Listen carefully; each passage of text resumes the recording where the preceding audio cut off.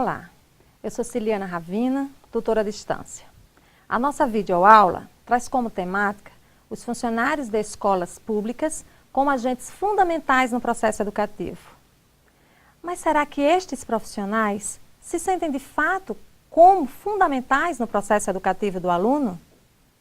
Selecionamos alguns slides onde trataremos inicialmente das 4 primeiras unidades do nosso material didático, com os seguintes temas norteadores. Vejamos. Construindo a identidade dos funcionários de escolas públicas. Na unidade 1. Unidade 2. Reflexão acerca da educação, numa perspectiva ampla deste processo. Unidade 3. A qualidade da educação, a Constituição Federal e a LDB, legitimando a gestão democrática na escola. E, finalmente, faremos uma breve análise, uma breve reflexão da gênese histórica dos funcionários de escolas públicas.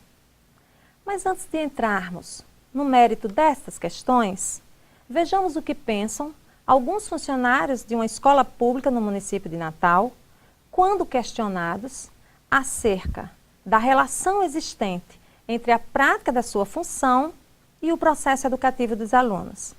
Vejamos o que eles responderam. Meu nome é Divanilson, minha função aqui é porteiro, trabalho há 5 anos. Minha função é só abrir e fechar portão e não deixar que os alunos saiam só acompanhado com os pais. Meu nome é Uzeneide Lourenço de Medeiros, sou auxiliar de secretaria da escola. Eu trabalho fazendo histórico, carteiras de estudante, censo escolar, atas finais, elemento de matrícula. Meu nome é Rosa de Luz Xavier de Farias, trabalho aqui nessa escola há 7 anos e sou auxiliar de serviços gerais. Nós trabalhamos em equipe, quando falta algum funcionário tipo a SG ou merendeira, eu cubro, ou a merendeira ou outro colega.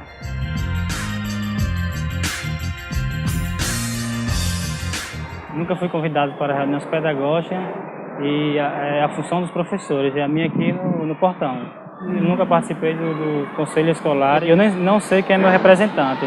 Eu não acho importante o funcionário da secretaria participar de reunião pedagógica.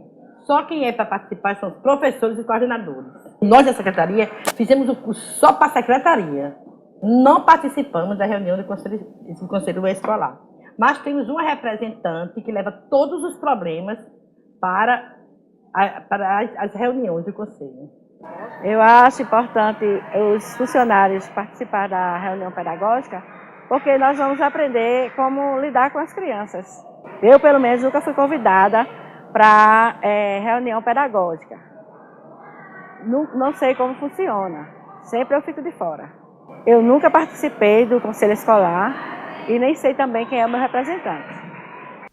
A partir da fala dos nossos entrevistados, nós vemos que há uma amostra de como os funcionários se sentem e de fato estão, até certo ponto, alheios a esse processo educativo.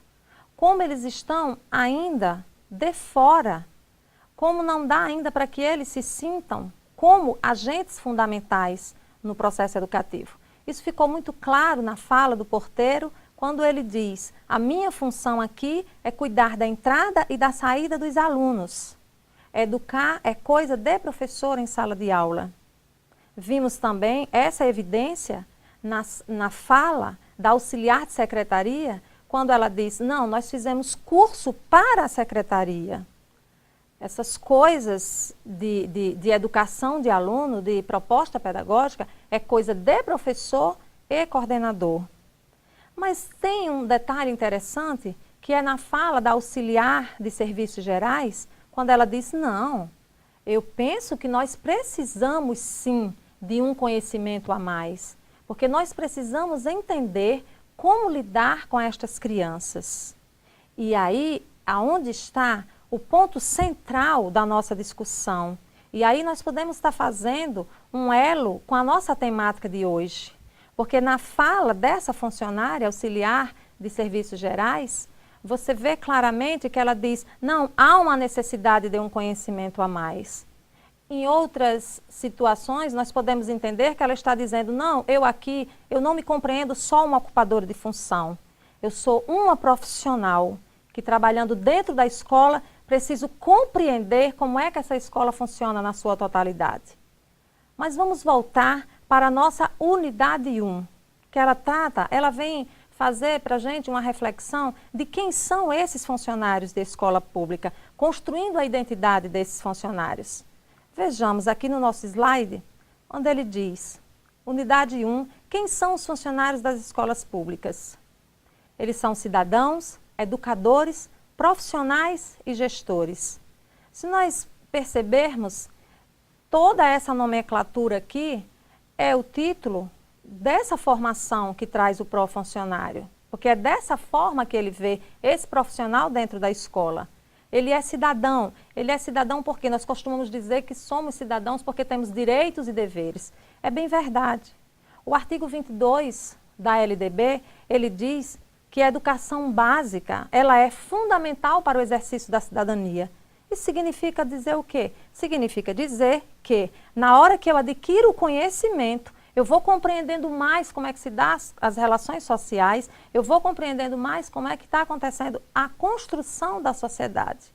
E isso implica também no direito, sim, que eu tenho da minha formação continuada, que eu tenho, enquanto profissional da educação, acesso ao conhecimento, mas eu também trago uma responsabilidade, que é de buscar essa formação, que é de estar inserido nesse processo educativo. Né? E por isso sim somos educadores, enquanto profissionais de escola. Somos todos educadores. Por quê? Porque temos a concepção de que educar vai além de ensinar. Somos profissionais. E aí sim, mais uma vez dizendo, não somos mais ocupadores de função. Porque quando eu me compreendo ocupador de função, eu venho dar o meu expediente, preocupado com o horário que eu tenho de chegar e com o horário que eu tenho de sair e com os meus vencimentos salariais no final do mês. Mas quando eu me compreendo como educador, eu sei que eu estou ali, inserida naquele processo, para contribuir para a formação de pessoas. Não só contribuir para a formação, mas também sendo formada, porque a todo tempo nós estamos influenciando os ambientes sociais e sofrendo influências por eles. E por isso mesmo que também nós somos gestores. Todos nós somos gestores, independente de estarmos sentados discutindo sobre a proposta pedagógica ou não. Por quê? Porque não existe neutralidade. Em todas as situações eu estou ou contribuindo para a realidade posta, contribuindo para que ela se fortaleça, ou eu vou estar contribuindo para que ela se fragilize. Vejamos a segunda unidade, que ela vai fazer uma reflexão sobre o que é educação. Nos dias de hoje, o autor do nosso material didático, o professor Molevade, ele diz assim, nos dias de hoje, quando se fala em educação, a gente pensa logo em escola. O ato pessoal de educar-se e a ação social de educar são anteriores a ela. Ocorrem em outros espaços sociais. Isto quer dizer que a ação de educar vai muito mais além do ato de ensinar. E precisamos compreender isso, porque é interessante que às vezes nos fóruns, a gente conversando com os alunos, a gente vê, conversando com os cursistas, com os funcionários, a gente vê quando um funcionário diz, ensinar é coisa de professor, é verdade. Ensinar é coisa de professor. Né? Na hora que você vai fazer, um funcionário faz a limpeza de um determinado ambiente, é coisa de ASG limpar o ambiente. É coisa de merendeiro preparar bem os alimentos. É verdade, vocês não estão errados. Porque o ato de ensinar, ou seja, o ato de varrer ou o ato de preparar merenda, são especificidades inerentes àquela função que todos nós devemos ter dentro da escola. Mas só que a proposta que nós trazemos aqui é que a escola ela vá além do ato de ensinar, para passar para essa perspectiva de se autoeducar e de promover a educação na sua totalidade, no sujeito. Porque quando eu digo que eu sou educadora dentro de uma instituição escolar, eu me compreendo como uma pessoa que tem habilitação para desenvolver a atividade que estou exercendo, eu tenho competência para desenvolver aquela habilidade, isso quer dizer o quê? Eu tenho conhecimento. Na hora que eu vou preparar o alimento, eu tenho conhecimento dos cuidados que eu tenho que ter na manipulação, na conservação e no preparo daquele alimento. Eu tenho conhecimento dos nutrientes daquele alimento. e semelhantemente as demais funções. E isto é uma atividade que é diferenciada da atividade em sala de aula, porque aí o professor, seja ele professor de disciplina, ou seja ele o pedagogo dentro da sala de aula que trabalha com os anos iniciais, esse professor, ele precisa também ter conhecimentos específicos dentro da área que ele está atuando. Mas todos nós somos educadores. Por quê? Porque a escola ela precisa considerar o aluno na sua totalidade. Em seguida, nós vamos ver aqui que a unidade 3, ela vai trabalhar sobre a qualidade da educação pública. Fala-se tanto, há tanto tempo em qualidade da educação pública, e aí há muitas queixas por parte dos docentes, por parte dos funcionários, das famílias e dos próprios alunos. Se busca tanto, mas o que é qualidade na educação? Né? O que é um serviço realmente prestado de boa qualidade? Podemos dizer que a nossa escola pública hoje, ela tem o ensino, ela traz o ensino de qualidade?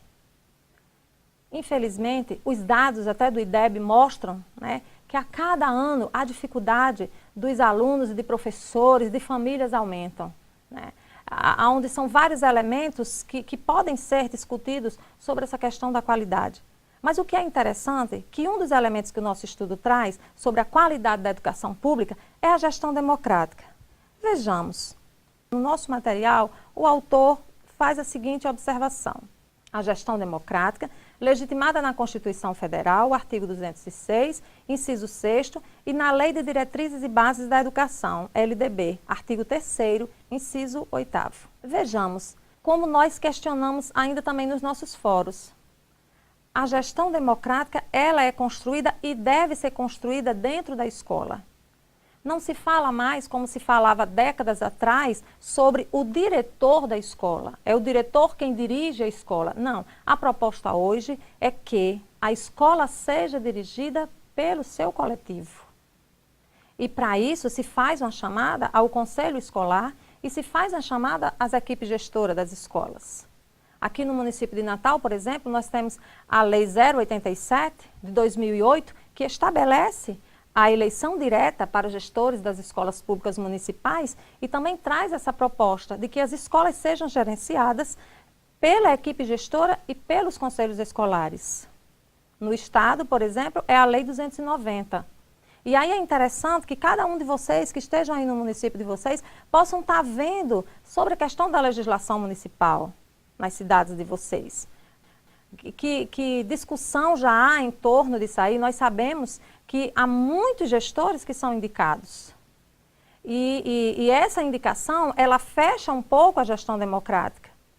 Por quê? Porque as pessoas, elas não são eleitas, elas não são escolhidas pela comunidade, né? Elas já vêm com um foco, né? Elas já vêm com um sentimento de atender aos anseios de quem as colocou.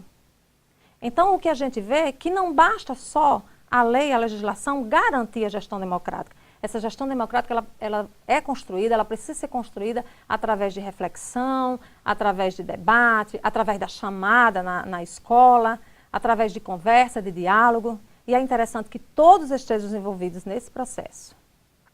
Vejamos agora sobre a qualidade da educação pública e que espaços dentro da escola podem estar favorecendo essa construção dessa gestão democrática. O Conselho Escolar, como nós já falamos, é um órgão, é um colegiado, ele é consultivo, ele é deliberativo, fiscalizador, né? É um espaço que ele promove a discussão, né? Ele promove o debate dentro da escola. É muito interessante quando a gente conhece e que a gente sabe a importância do Conselho Escolar. Porque é interessante que muitas escolas têm instituído os conselhos escolares numa perspectiva só de cumprir as normas. Porque o caixa escolar, as unidades executoras, elas só funcionam com o aval do Conselho Escolar. E muitas têm instituído simplesmente para receber os recursos, sejam federais, sejam municipais. Mas a proposta não é essa. Precisamos compreender esse colegiado como um espaço importantíssimo de luta pela qualidade da nossa educação. E é interessante que os conselheiros escolares, eles se percebam, eles se compreendam como representantes do seu segmento. Então, eu estou indo para uma reunião do conselho escolar para levar o anseio, o desejo e a proposta do segmento que eu represento. Seja eu professor, seja eu funcionário, seja eu aluno, seja eu pai. O projeto político pedagógico escolar, o PPP, ou a proposta pedagógica, como alguns denominam, né, na verdade, a gente pode dizer que é a alma da escola. Não conseguimos compreender nem conceber como é que uma escola funciona há 10, 20 anos, 30 anos sem a sua proposta pedagógica. Porque é através da proposta pedagógica que eu posso ter uma análise da escola que eu tenho e da escola que eu almejo ter. É ali onde eu vou ver e eu vou fazer uma análise de todas as potencialidades que eu trago enquanto coletivo e também das minhas fragilidades. Então eu vou fazer, primeiro eu vou fazer uma reflexão, eu vou analisar a escola que eu tenho, eu vou ver aonde é que estão as minhas potencialidades, aonde eu vou poder caminhar mais, aonde eu vou ter que parar, que elementos eu preciso inserir, que outros elementos eu preciso retirar ali naquele espaço. Então esse diálogo é riquíssimo. A escola precisa estar pensando no seu PPP, não como um documento a mais, não como uma norma, mas como um elemento vivo, para que essa escola caminhe numa perspectiva de qualidade de trabalho. O regimento escolar, entre outros elementos, é outro veículo também muito interessante para fortalecer a gestão democrática dentro da escola, né? O regimento escolar é interessante, ele vai o quê? Ele vai estabelecer as regras de convivência dentro da escola e as regras de funcionamento em todas as instâncias que fazem essa escola. Desde das normas de horário de entrada e de saída, mas desde o que pode estar sendo previsto nesse currículo escolar. É interessante, a escola tem uma situação específica naquele bairro, está inserido num bairro de muita violência, ou está inserido num bairro onde há muita divergência, assim, dentro das famílias, há problemas muito sérios com as famílias, né, das crianças. Então, vamos colocar aqui dentro do nosso currículo, né, vamos colocar aqui dentro do nosso currículo um tema transversal levado a essa situação. E aí é interessante, porque o regimento escolar, ele pode também estar prevendo isso aí. Vejamos em seguida, na nossa unidade 4, né, chegamos agora a um ponto interessante, que é essa retrospectiva, essa gênese aí desses funcionários das escolas públicas, desde o início da escolarização no Brasil, né? Com a escola jesuítica na Bahia, em 1500, a gente via que quem era responsável pela educação eram os religiosos, né? Onde eles se dividiam na ação de educar e de cuidar. Vejamos aqui. A nossa 4ª unidade, ela vai trazer os funcionários das escolas públicas fazendo uma gênese histórica de quem são, de quem eram esses funcionários desde o início da escolarização. Vejamos, em 1500, o colégio, com o surgimento do Colégio dos Jesuítas, em Salvador, os religiosos trabalhavam com a educação integral, dividindo-se em professores e coadjutores. É interessante nós percebermos que nessa época havia uma preocupação com a educação integral do aluno. Então havia qualidade. Os alunos não eram vistos só como depósitos de informação. Esses religiosos se dividiam na atividade do ensino e na atividade que a gente chama hoje de não docência. Os outros religiosos que não estavam diretamente ligados àqueles conteúdos passados nas salas de aula para os alunos, eles trabalhavam numa perspectiva de educar e de cuidar e de dar outras informações para esses alunos, trazendo outras informações para esses alunos, desde o preparo da alimentação deles, desde o cuidado com a saúde, desde a cultura. Então, havia uma qualidade. E era interessante muito a gente perceber que esses funcionários que trabalhavam como coadjutores, que auxiliavam na atividade docente, eles tinham formação. Eles eram pessoas letradas, eram pessoas cultas, até porque os religiosos costumavam ser bons leitores, e era interessante que toda aquela cultura que eles traziam consigo, eles repassavam naquele dia a dia com aqueles alunos. Então, havia qualidade no ensino. Com a expulsão dos jesuítas, acabou o quê? Acabou que não sentia mais esse funcionário nessa atividade não docente para auxiliar o trabalho do professor. E é interessante que por longos anos não foi construída nenhuma escola no Brasil. E isto porque a clientela era mínima naquele período. Não havia essa valorização. Até porque as atividades de que as pessoas viviam eram atividades ligadas só ao trabalho braçal e que para isso não havia preocupação de que a pessoa precisasse ler ou escrever para estar em atividades como cultivar a terra e outras. Não havia esta preocupação. Mas voltamos aqui para o nosso slide. No ano de 1834, surge o quê? Dois tipos que a gente pode qualificar, duas qualificações de funcionários, que eram os subempregados, clientelísticos, os burocratas administrativos. Aí eles não eram inseridos no processo educativo. Esse subemprego, por que era denominado subemprego, gente? Porque eles recebiam quase nada para desempenhar a sua função. Os subempregados clientelísticos eram pessoas que eram convidadas para trabalhar ali, naquelas escolas. Não havia uma preocupação, na verdade era uma indicação política, que é um problema bem atual ainda hoje. De maneira nenhuma, querendo aqui desmerecer o trabalho das pessoas que são convidadas hoje para estar dentro das escolas, porque hoje há uma necessidade muito grande das pessoas, as pessoas têm que sobreviver, elas precisam trabalhar, mas a gente sabe que não há, por parte do gestor público, uma preocupação com a qualificação desse profissional. É interessante que nós encontramos situações de pessoas que estão nas secretarias das escolas, trabalhando com escrituração escolar, sem saber ler e escrever. É quase impossível de compreender como essas coisas acontecem, mas existem, né? A gente vai ver lá na frente, na unidade 8, na nossa próxima aula, sobre a questão da terceirização no serviço público. E é interessante que aí começou, assim, um afastamento. A escola começou a perder a qualidade e começou um afastamento desses funcionários de escola nesse processo educativo desse aluno. Mas lá na frente, né, que a gente pode dizer nos dias atuais, aí a gente já vê uma preocupação maior com a formação continuada. Mas o que eu acho mais interessante é que essa preocupação com essa formação continuada está partindo do funcionário. Dificilmente você vê, a não ser, sim, não vamos negar aqui que o governo federal, inclusive o pró-funcionário, né, é uma medida, é um programa que vem com uma medida do governo federal para estar capacitando os funcionários de escola. Mas a gente vê que muitos gestores, sejam gestores municipais ou sejam gestores escolares, não têm essa preocupação de estar fazendo esse convite, de estar inserindo essas pessoas nesse processo educativo.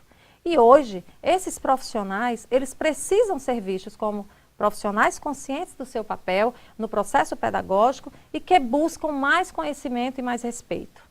A proposta atual é que os profissionais da escola pública se sintam como conscientes de que são educadores e de que nessa situação são também cogestores, são responsáveis pela escola que nós temos, são responsáveis pela sociedade que temos. Nós somos responsáveis pela sociedade que temos. E é interessante também dizer que esse desejo por essa formação, por essa qualificação, por esse saber mais, tem partido dos próprios funcionários. É bem verdade que alguns ainda se colocam com alguma posição de que precisam ser convidados, que sentem a necessidade de ser convidados pela equipe gestora. Eu preciso de um convite para participar de uma reunião, como nós vimos nos nossos entrevistados no início da nossa aula. Eu nunca fui convidado, não me convidaram, eu nunca participei porque não fui convidado. É interessante que você não espere por esse convite, mas você vá, você dê o primeiro passo. Afinal de contas, todos os processos escolares, eles têm resultado numa ação coletiva, jamais individual. Quer essa ação seja ativa ou seja passiva. Todos nós somos responsáveis pela escola que temos. A nossa aula hoje termina por aqui. O meu e-mail é cilianaravina@ig.com.br. Estamos à disposição de vocês. Continue participando dos fóruns, continue participando dos chats, tirem as suas dúvidas com os professores e com os tutores. E sucesso para todos. Até a nossa próxima aula.